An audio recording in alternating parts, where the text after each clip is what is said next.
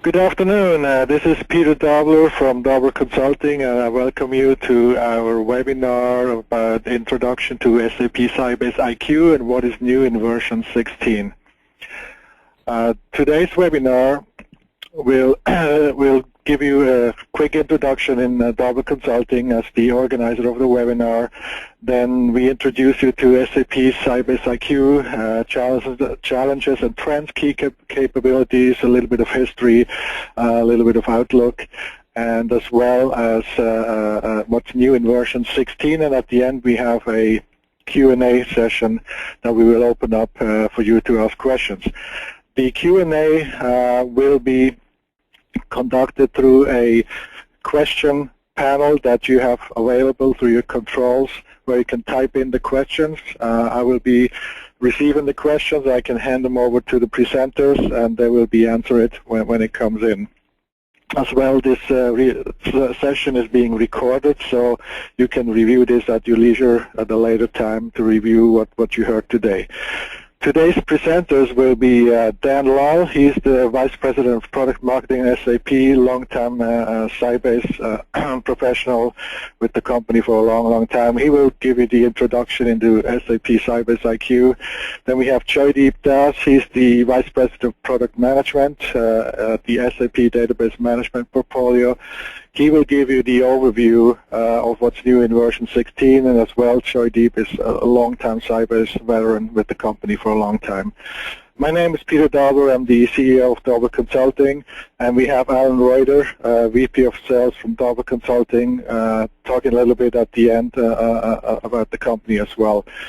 So let's step into it. Just real quick, the company, we are a information technology company based out of Tampa, Florida. We do work in the license sales, in the consulting environment. We provide performance and tuning optimization services. Since August of this year, we're also a SAP VAR licensed to resell SAP HANA and all the Sybase products like IQ, ASE, and Replication Server. And we are an agnostic company. As you can see, we do many different database vendors, and you can look up on our website, doblerconsulting.com, or give us a call, send me an email, whatever works, it's fine. This is a little bit of our overview on how this all works together. We have 3 different distinct areas that we provide services. Strategic database consulting, that's the part where we provide consulting services, consultant to your environment, helping you decide what you want to do, or doing some special projects, performance and tuning, platform migrations, upgrades, all these type of things. Then we have a remote database management service that we provide remote database services for companies to offset their day-to-day activities so they can refocus their database professionals for more business-oriented tasks. So we take off the day-to-day activities, or we just provide simple staff augmentation at a discounted rate. And lately we have now a database training program that we just introduced, and we provide cross-platform training for Oracle and SQL Server DBAs to learn the SAP Sybase ASE platform. And next week actually just have a training class that has been sold out that we're starting, and we have one in October again. And this is all glued together to our new SAP VAR status that we have.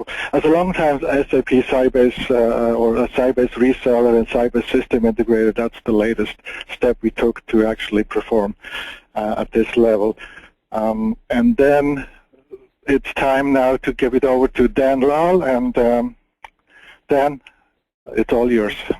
Great, Peter. Hey, thank you so much for hosting this great session. And for those of you who are attending, thank you for attending this session. I think you're going to get some really great information. And I feel like I'm the youngster on this call here. Peter has been using Sybase products, SAP products now for over 20 years. I think Joydeep outpaces me by a couple of years, and I'm kind of the latecomer to Sybase SAP. I only joined in '95, so I've only got 18 years in the company. Next slide, Peter. Let's get into what we're going to talk about today with IQ. So we're going to talk about, I'll give you a quick intro to IQ. We'll talk about some challenges and trends, talk about some key capabilities at a very high level, talk about some customer successes, and then really what my goal today to do is to set the table for Joydeep to talk about the new features, the new functions in IQ 16 that are very exciting. So next slide, Peter. Let's go to that one, and we'll talk about what's going on with IQ 16. And if you're an IQ user, awesome. You already know this, but if you're not an IQ user today, what Sybase IQ and SAP Sybase IQ, present to the market is a read-optimized database for analytics, whether that be for a single application, for multi-application enterprise data warehouse, for big data analytics. What we see with our customers is up to 1,000 times faster performance with large queries, ad hoc queries, a large number of users. Any type of analytics done handles it a lot more quickly. And that's because we were the first guys out with a column database. 1996 was our first instantiation of IQ, and we've matured that product up so that it is truly a world-class enterprise data warehouse and analytics server today.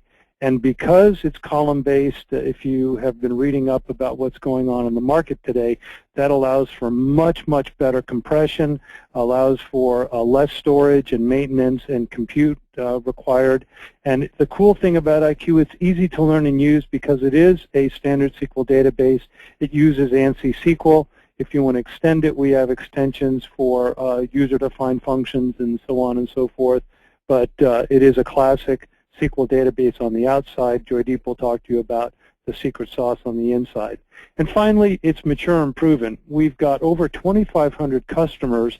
That's larger than the Teradata user base by more than 2. So we are mature and proven. We've got 96% customer satisfaction rating, and we have done in the last 3 or 4 years, we are moving up and to the right in the Gartner Magic Quadrant and with Forrester and others. So with that, that's kind of the overview of IQ. Let's go 2 slides quick here, and let's talk about what's happening in the marketplace today. So if you go to the next slide here. So what we see as we surveyed what we needed to build for the latest version of IQ, version 16, we saw, of course, exploding data volumes, and coupled with that, the need for ad hoc application speed. We saw that actually accelerated, and we actually saw rising IT costs and complexity accelerating too, especially as you're trying to do this either with Hadoop or with classic databases.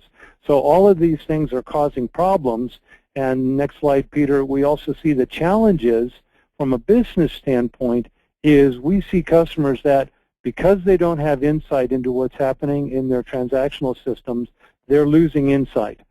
Because the traditional systems aren't really built to handle analytics in a very fast and elegant way, we see slow performance. We see some problems with data security. Prism is just one example of that one. Data management challenges. How do you handle the complexity of data management challenges? I was just talking to Clorox last night. They have one application that has a 12-hour batch window that they have to run every night, and they are dying they're looking for help so that they can reduce that batch window. If they have one hiccup, the batch is going to run all day. So again, that goes to the high cost and complexities as well. Next slide, please. And then if you look at what's happening in the market and what's being expected of not only IT but line of business, is we're adding new channels as well. We're adding a ton of digital channels. We're adding social media for things like analysis of what's happening. Are your new product releases good, bad? There's semantic analysis going on and different analysis there over all kinds of digital channels. There are more deep correlations going on. If you look at what Amazon does, they in their recommendation engine, they are doing very, very deep correlations to get you to buy more and more of products off of their site. Also, we see operational analytics. We're seeing very, very low-level sensor-based machine data driving M-to-M, machine-to-machine, and Internet of Things applications. And so that's driving the cost and complexity up. And finally, we're seeing detailed simulations for different product packages, different customer segments. Also, that's now driving businesses forward. In fact, if you look at the next slide, we see that from a data standpoint, the data explosion is absolutely continuing. Peter, if you move it to the next slide, please. So this is actually not from SAP. This is from Wikibon is the chart, and of course, Forbes has said that petabyte is the new terabyte.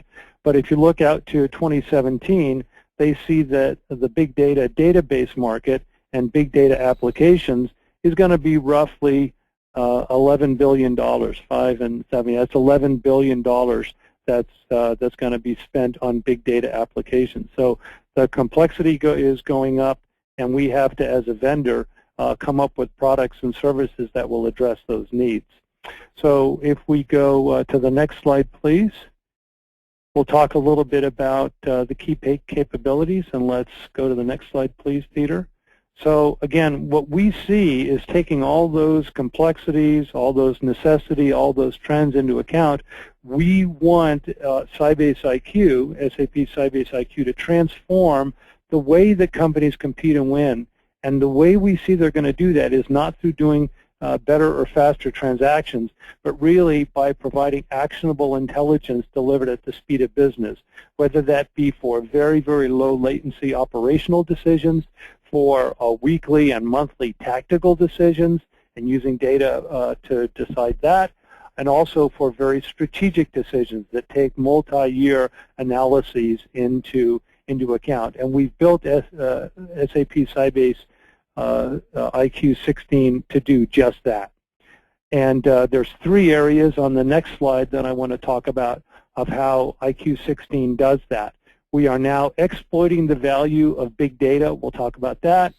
We are transforming businesses through deeper insights, and then we're extending the power of analytics across the entire enterprise. So the next slide goes into how we exploit the value of big data. So we have reworked our capability to scale out of compute nodes, and we've got a great now shared everything architecture that we introduced in one of the 15 releases, but now we're expanding that with 16.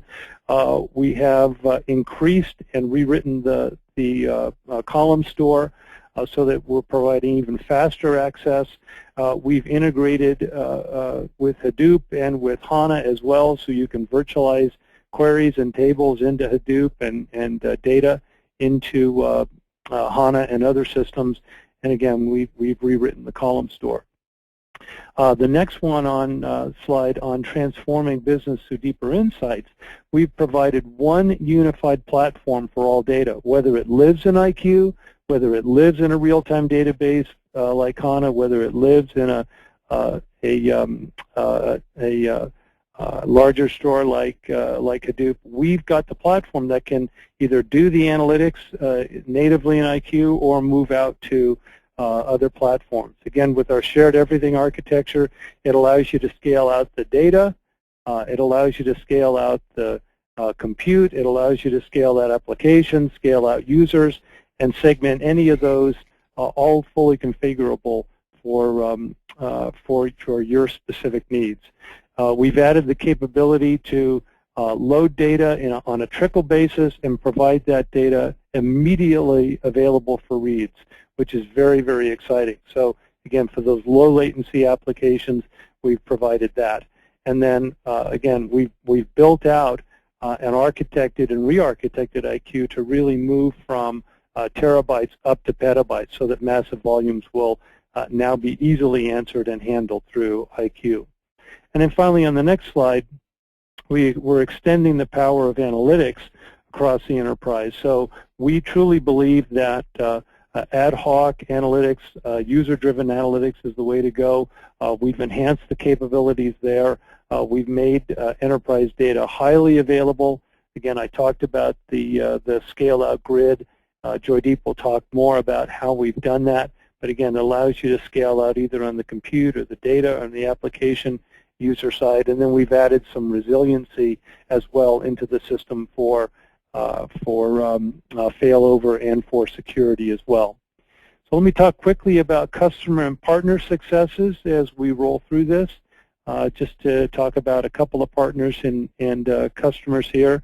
So here's just a few customers, and this is Nielsen Media, which is they are the gold standard in television advertising rates, and they're loading 10 billion rows a month, a terabyte a quarter. And that's pretty impressive. But what's more impressive is IQ just set a world record a couple of months ago with Hewlett-Packard and another partner that was loading data. We now can load up to 34 terabytes an hour. So through what we've added with our scale-out loading technologies with IQ, you can load almost a petabyte a day, about 850 terabytes a day into IQ. And we saw that 34 terabytes per hour is not a peak. That was what we were able to sustain. So from a loading standpoint, that's great. If you look at BNP Paribas, which is a very large bank, they're now receiving 20,000 more requests per month now that users can get access to the system, get ad hoc queries very, very quickly. Those have grown from 5,000 to 10,000 per month. So again, with IQ, you're not just looking at standard reports. You're looking for ad hoc, drill ups, drill downs, drill across, all kinds of things. With Mozart, also in Europe, actually this is in the Baltic country, they're actually managing over 50,000 bets every day. So they're a gaming company, online gaming company, and they're in real time setting the odds and changing the odds of every bet that's going on in the system. So my suggestion to you is don't bet with Mozart, because you're not going to win, because they know exactly what's happening. Next slide, we'll talk about a few of the benefits that we have seen. Again, for BNP Paribas, they were able to reduce their storage requirements by 75%. Instead of building a lot of aggregates and summary tables and materializations, they were able to save up to 75% of storage costs using IQ over a very large data set, I might add. Digiturk, which is a Turkish telecom company, reduced their DB administration by 75%. So they went from 4 DBAs monitoring their Oracle system down to 1 person managing the IQ system. And then again, Nielsen, 800% faster data loads, allows them to either load on the fly or allows them to totally reduce their batch windows down to maybe, from 8 hours down to 1 hour, so they can have those reports ready at 1 a.m. as opposed to 9 a.m. after the execs come in. And then my final slide talks about, just kind of sums it all up. We've got over 2,500 customers using SAP Sybase IQ today, over 4,500 installations around the world. We've got 96% customer satisfaction rating from a number of name brands.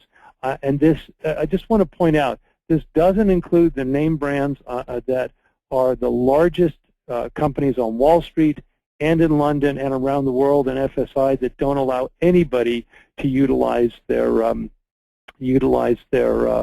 logos as well. So very, very great pedigree. You'll see that we have not stopped, and in fact, Joydeep will talk about on, I believe, his first slide, how we have matured up the technology in just a very, very aggressive way from 2007 on forward, and we're going to continue to do that with IQ. So we're building on our successes. We're not stopping there. We're moving forward. So with that, I want to introduce Joydeep Das, who is just an awesome, awesome Vice President of product management. Joydeep and I have worked together for 6 or 7 years, and he is just the best there is from a product management standpoint. So, Joydeep, would you take it away and talk about the great things that we've added to IQ with version 16? Thanks, Dan.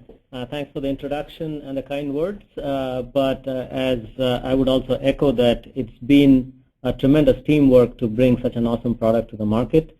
And thanks, Peter, for giving us an opportunity to talk about Sybase IQ, especially the new version. So as Dan mentioned, Sybase IQ's got a strong pedigree and very widely adopted in some of the most mission-critical data warehousing and analytics environment. As that also referred to Wall Street, significant portion of the Wall Street trading analytics happens on IQ, and it also happens in large marketing services companies. He mentioned Nielsen as an example, also in telcos and government, and across various geographies. So it's an extremely robust product, and as you can see, its evolution has accelerated over the last few years. In 2009, we introduced version 15. And that was meant to take IQ to a very large-scale data analysis. We already have several petabyte-scale installations. And we continuously added very, very sophisticated analytical capabilities onto the product through the course of the 15 family. In database analytics, we were one of the first to bring that to the market with fuzzy logics and other analytics that we built ourselves. We introduced text search capabilities. Expanded our MPP shared everything architecture in 15.3, and we also provided native MapReduce API through SQL inside Sybase IQ in version 15.4, which several of our partners and customers have begun to exploit. But we are not sitting still. We decided to take Sybase IQ to extra large database scenario, and with big data, we are talking of routinely petabyte scale situations, and that's where version 16 comes in. And in essence, it's the biggest release in the history of Sybase IQ, and you'll see the significant capabilities that we have brought, and Dan outlined some of them in the context of the various areas that they can be applied. Next slide, Peter. So one of the things that you ought to note is that even before 16, IQ, the reason it's been widely adopted is because it's extremely comprehensive. It's got a very strong DBMS layer, starting from a very mature column store, the first commercial column store in the market, right up to ability to store structured and unstructured data very, very efficiently and analyze them together. And we have had several applications where that's been brought way before big data and unstructured data became popular. Of course, it's got a very strong applications API layer, starting from fully SQL 99 and up to 2008 compliance, ANSI SQL compatibility, built-in capabilities for MapReduce and in database analytics, PHP Perl APIs, right up to Hadoop and R integration. And of course, the big reason for IQ being adopted in many of our organizations is because it fits right into the ecosystem, because it's compatible with standard tools, some from our own family, replication server, Power Designer, so on and so forth, but also with other ETL tools, other BI tools, data mining tools, as well as packaged applications for lifecycle management and administration and development. So it's very, very comprehensive as is, even before we brought 16 out, and that's been the story of IQ for it being adopted very widely. Next slide, please. So one of the things that we want you to know is that Sybase IQ 16 had a very high bar to cross. As you can see, it was already comprehensive, lots of adoption, very, very mature. So we looked at it from not just the XLDB angle, but where can we add tremendous value, where we can solve the really tough, sticky problems customers have in data warehousing. And we came at it from that angle. Of course, we got tremendous inputs from some of our existing customers, as well as we looked at the state of the art that's happening in terms of database technologies and brought them all together in this release. As you can see, it's packed with features. I'm not going to go through all of them here, but in the follow-on slides. But going clockwise, you can see the green boxes. They pretty much show the various areas of the engine that we have touched. And since it's the biggest release in the history, it's very clear to you that significant portion of this architecture has been touched, from resiliency to authentication to the very basic aspects of column store, as well as loading and query processing and so on and so forth. Next slide, Peter. So let's take a look at how we can group them together in a logical fashion and go through these groupings one by one and get a feel for these cool capabilities we are bringing to the market with IQ 16. So the first area is, of course, the storage architecture. When we say that we're taking IQ to the XLDB area from routinely terabyte installations to routinely petabyte installations, we really need to rethink the fundamentals, rethink how column store could be done in a better way, how we can do compression and partitioning far, far better than what we have done in the past. Loading, how can we gobble up gobs of data in a very short period of time, whether it is coming in a batch mode or trickle feed mode or continuously real-time feeds, does not matter. We have to be able to handle it all in a continuous fashion. Also, when we talk about making a petabyte scale system routinely available for mission critical applications and installations, you're talking of significant improvement to system reliability. The system almost has to be on 24/7 in several of these industries, and some of them are very, very picky about downtime at any time of the day because they have global operations and it needs to be 24/7. And of course, the claim to fame for data warehousing and analytics is speed, not just load speed, but also query speed, getting instant access to data, being able to do ad hoc analysis and go through it in iterative fashion without having to rely on IT, but the end user taking control. And how have we done that much, much better with very large scale databases is the focus for 16 as well. So Peter, next slide. So let's start with the storage architecture. So the first thing we have done is taken a deep look at the column store architecture and seen what are the areas we can make some fundamental changes that will dramatically improve the capabilities. So one area we picked was the way we store the various data types inside our column store. The biggest thing we found is that if we are able to do that in a very clever fashion, we can have significantly better compression. IQ already has tremendous proven capability with compression, 75%, 80% is routine, but it also varies from data type to data type and installations to installations. And how can we make that far better? Because when you're talking of petabytes, can you get them down to terabytes? The trick with big data is if you can make it small data, then you're a winner. And that's the goal here. How can we make the column store so much more better that compression is significantly improved and storage efficiencies are improved, the scanning of columns are improved. So what we did was, instead of looking at the way we store data values in the column store in cells in fixed sizes, what we did was we made them variable sizes. And we maintained a dictionary at the bottom of each column to keep track of the size of these cells, and they could dynamically grow and shrink depending on how the data comes in. And it can vary from page to page. As you know, columns in databases or rows in databases are stored in pages.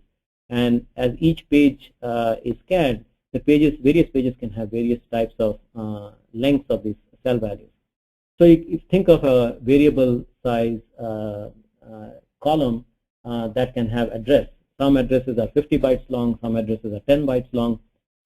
Depending on the actual size of the address, the cell value gets compressed and packed to the right size so that you have a tremendous advantage in the overall savings of storage. So that's the big fundamental change we made. Along with that, we added capabilities to not just store it compact fashion, but also traverse it and access it very, very cleverly with additional metadata that can be used to do some bitmap mathematics on when columns are being joined or filtered or projected, as well as the way we go and access the values.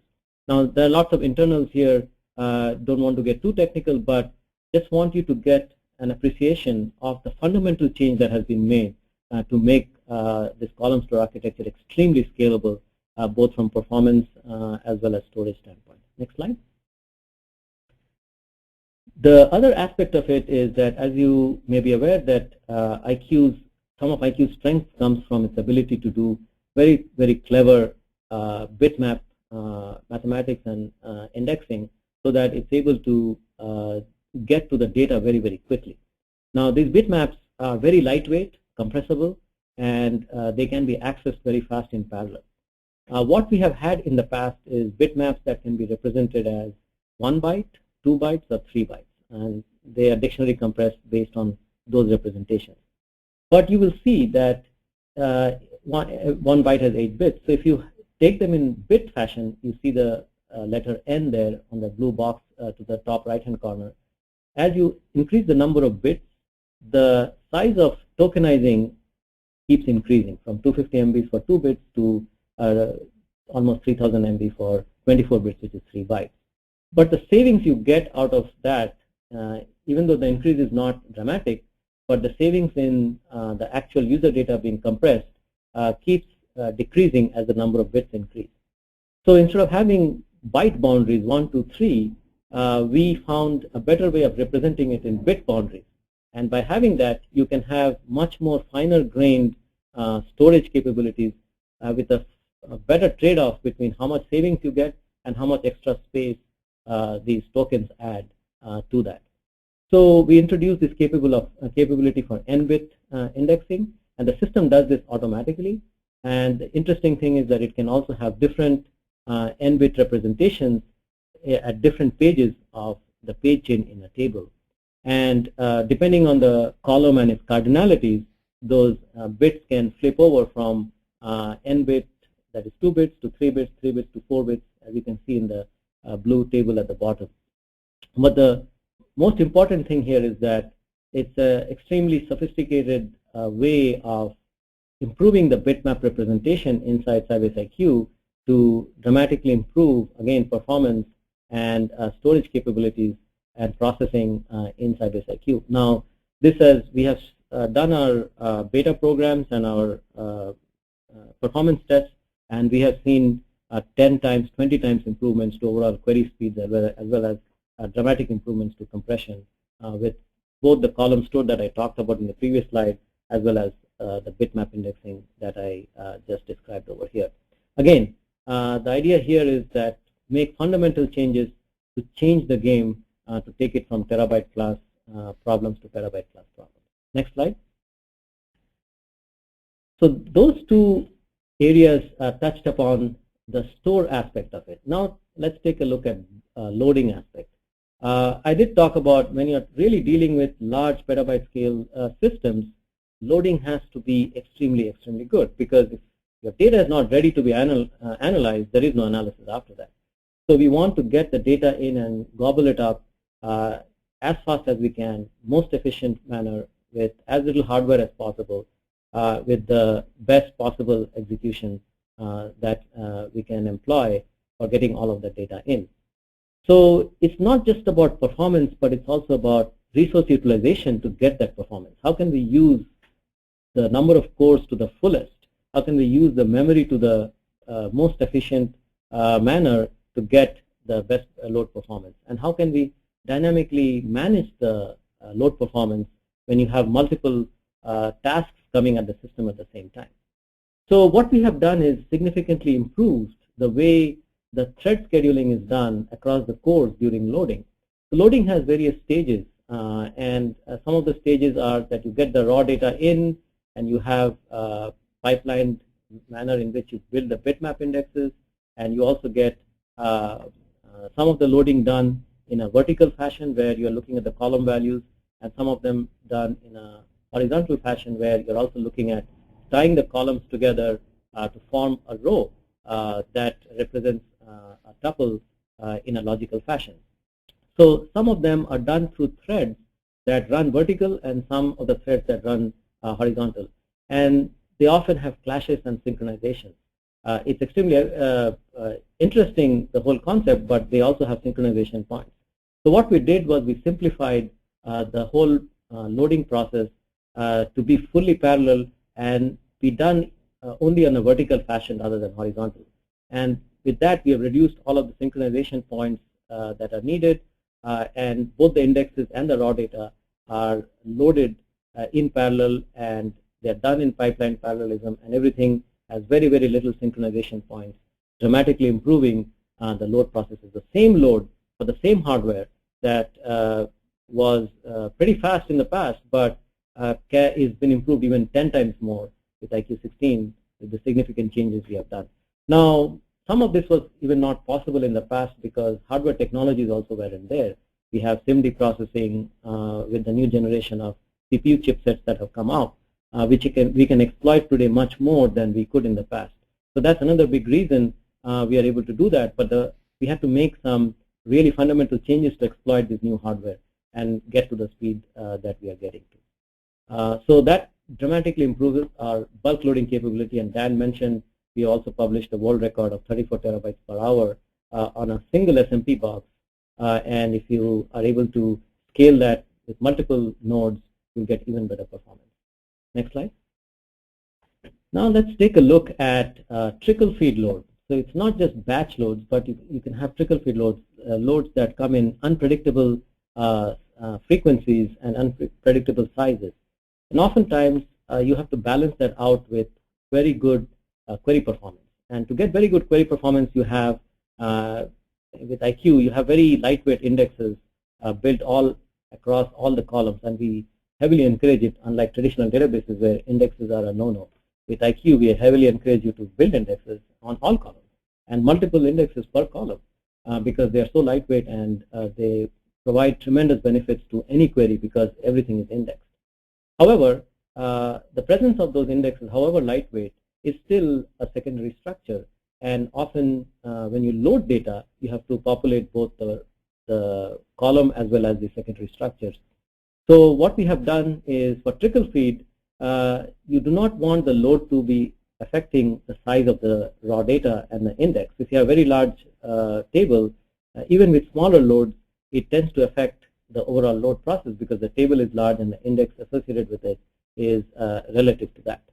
So what we have done is for high group index especially, added some clever algorithms where small pieces of the index are broken up. So you have a small piece of the index that has fewer values, then a slightly larger piece with more values, and a slightly larger version with even more values.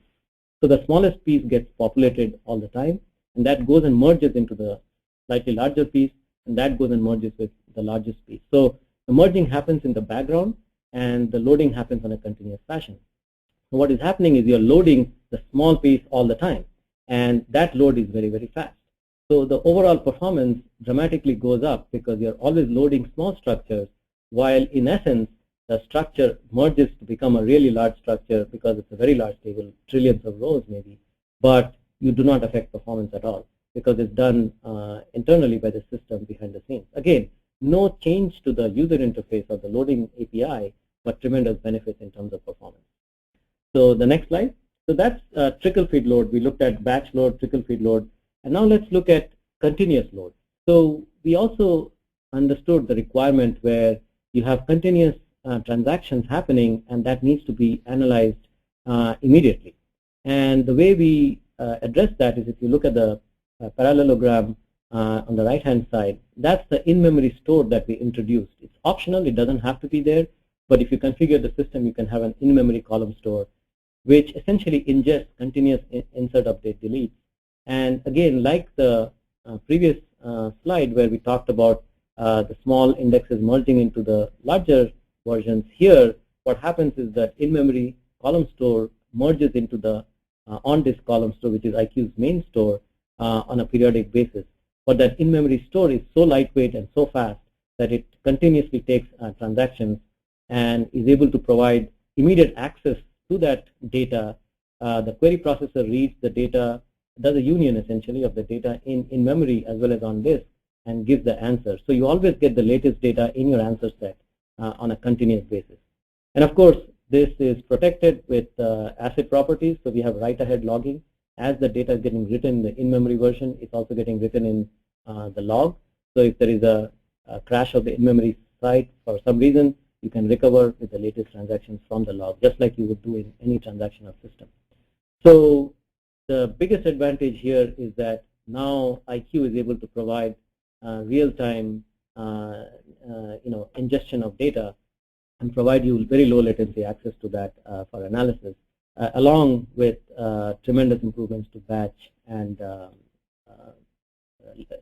trickle feed loads that we talked about earlier. All right, so with that, I will talk about the next section, which is on query processing. So here what we have done is improve the scale-out capabilities with query processing. So we have added hash partitioning. We've always had range partitioning, but that was meant for basically lifecycle management of data using the temperature of the data. If you had hot data, you would keep it in a faster SSD, and cold data in fiber channel, and so on and so forth. So in this case, it's more about how can I get more performance by divide and conquer by hash partitioning.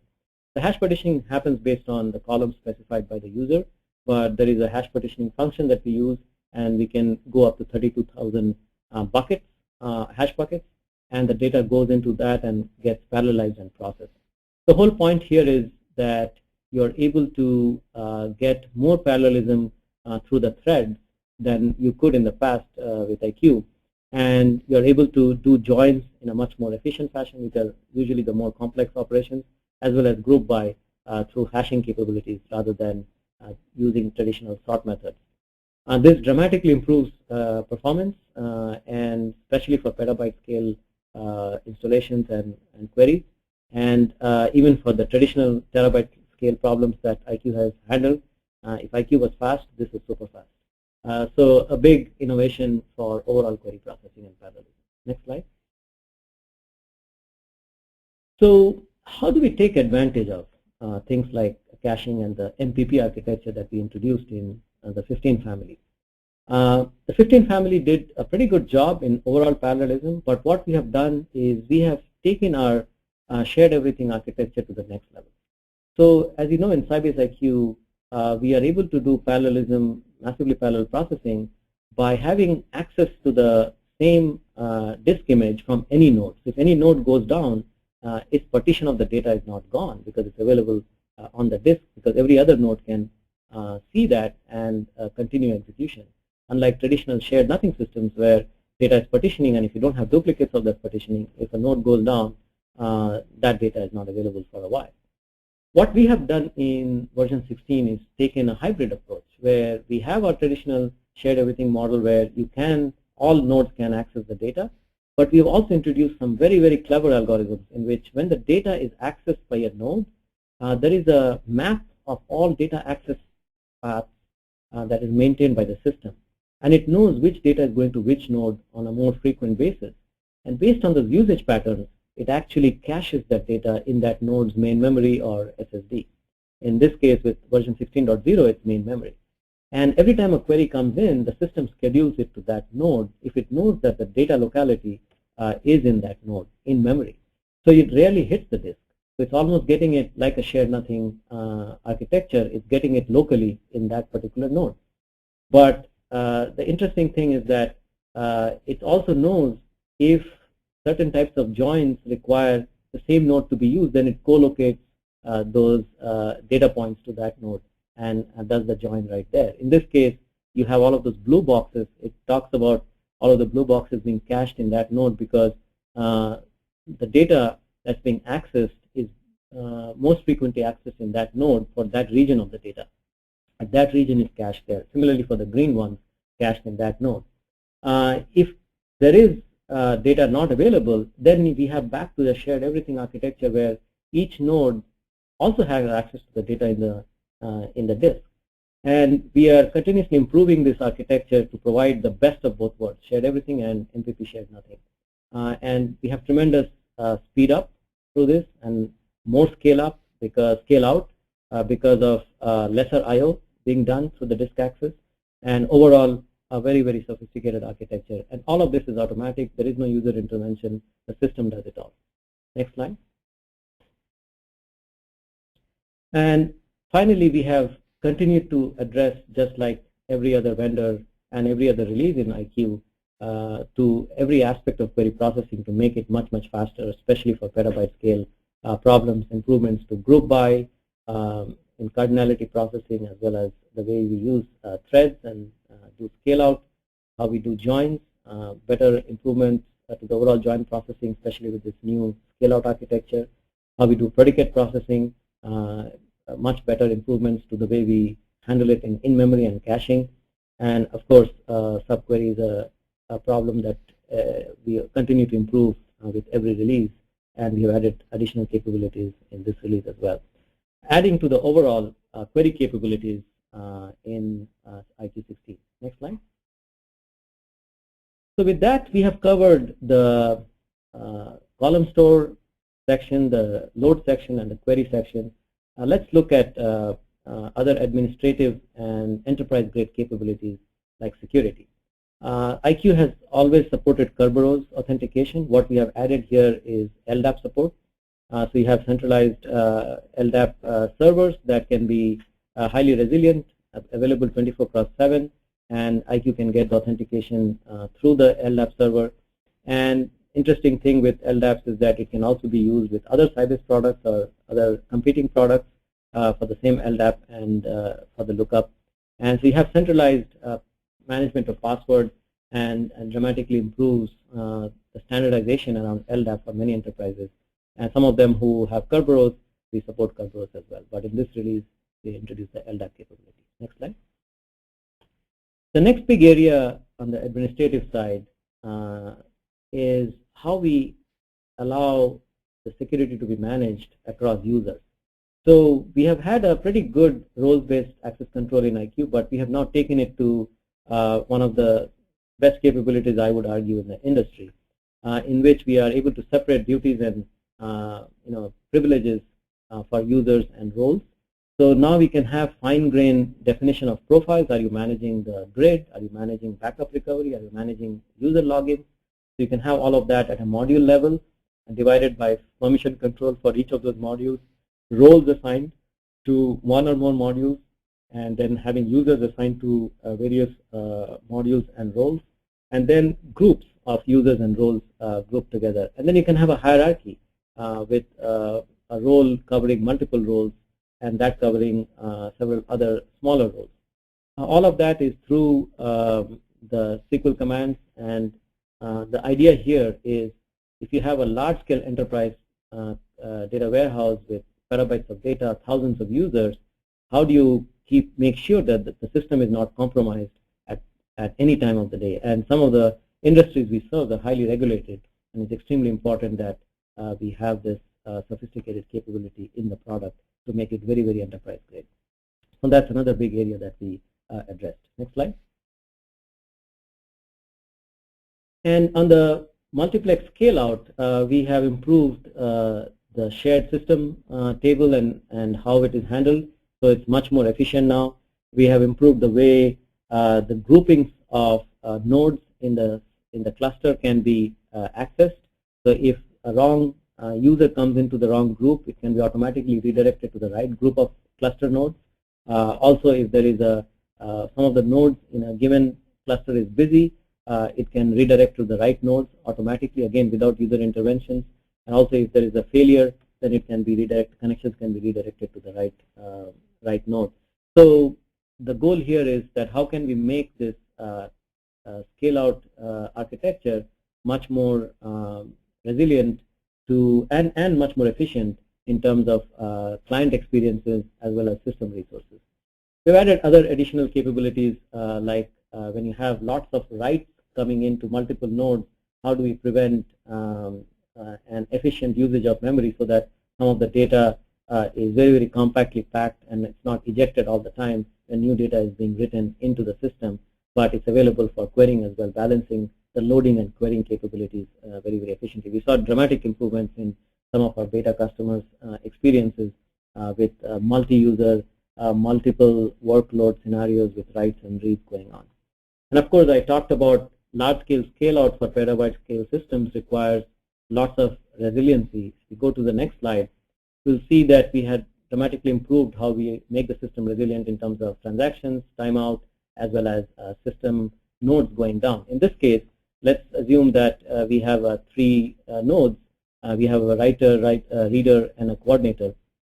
If a writer goes down, the system is able to detect that there is a heartbeat issue, especially if you have a long-running load going on for a few minutes or maybe tens of minutes. You don't want the load to start again once the writer comes back up. So what we keep note of the state at which the writer went down, and when we bring it back, it starts from the point it left off, so that you do not have to restart again and have long-running load jobs take too long. So we are constantly looking at the heartbeat of the network and the system, and we're able to keep it up and make sure that long-running transactions can continue from where they left off. Again, lots of thought going into how to make large-scale grids much more resilient. As you know, with petabyte scale, we expect the grid sizes. Today, the largest IQ grid size is about 40-50 nodes. We expect them to go to hundreds of nodes with IQ 16. And the more the nodes, the more the probability of something will go wrong. And this is an attempt to make sure that we are extremely resilient in those scenarios. Next slide. So with that, I would like to conclude the 4 different areas, the column store, the loading, the querying, and overall system enterprise-grade capabilities in the system. They were all added to make 16 the largest release in the history. It's a product with a tremendous momentum, and Dan already talked about the customer satisfaction. In fact, in the history of Sybase IQ, we have never lost a customer. We have always had our customers with us, release after release, enjoying the benefits of this product.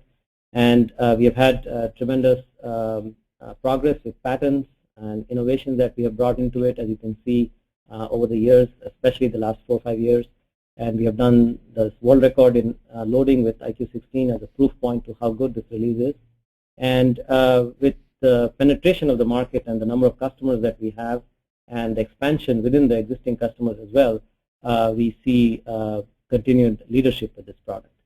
Thanks very much, and I'll hand it back over to Peter.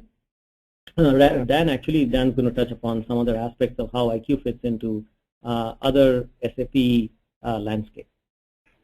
You bet. Thanks, Joydeep. And you know, if we go back to that slide, just 1 second, go back to the picture slide. So we view IQ, there we go. We view IQ as that great shining tower, but as you can see, it's not the only building in the city. And just as, just like that, we see your data warehousing strategy or analytics strategy.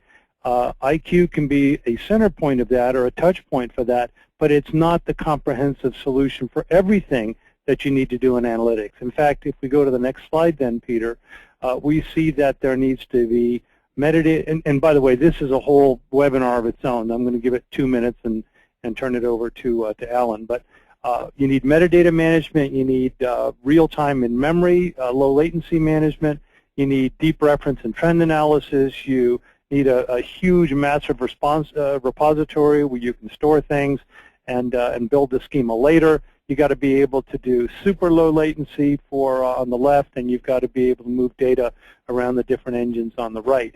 And we fulfill that, next slide, in a number of different products at SAP. And so this is our vision for how we would help you put together what Gartner calls a logical data warehouse, meaning optimized systems for optimized purposes. So BW handles the metadata, HANA handles the real-time and memory capabilities, IQ for that large user scale, terabyte-sized and petabyte-sized databases, Hadoop for write and then building schemas later, ESP for the CEP engine we service for very, very low latency data, and then data services for moving data between the engines. So we view this as a comprehensive strategy for analytics. Next slide gives you kind of a marketing view on that. We came up with 3 words.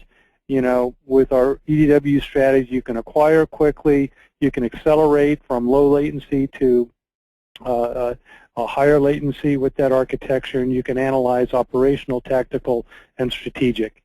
And then finally, on the next slide, our EDW strategy, or our logical data warehouse strategy, is just a component of our SAP data management strategy, which is the SAP Real-Time Data Platform that not only uses on the left all those data management assets we talked about, but also all the data movement assets like ETL, replication, master data management, quality metrics, profiling metrics, information lifecycle metrics as well, and then common services to manage the environment model and then handle the metadata.